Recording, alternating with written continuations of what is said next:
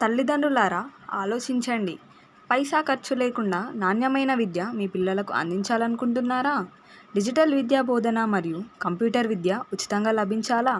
అయితే మీ పిల్లల్ని చేర్పించండి మన జెడ్పీహెచ్ఎస్ నెహ్రూ నగర్లో.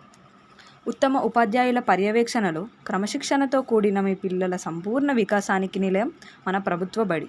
దినదిన ప్రవర్ధమానంగా అభివృద్ధి చెందుతున్న మన జెడ్పీహెచ్ఎస్ నెహ్రూ నగర్లో ప్రతి విద్యార్థిపై ప్రత్యేక శ్రద్ధ.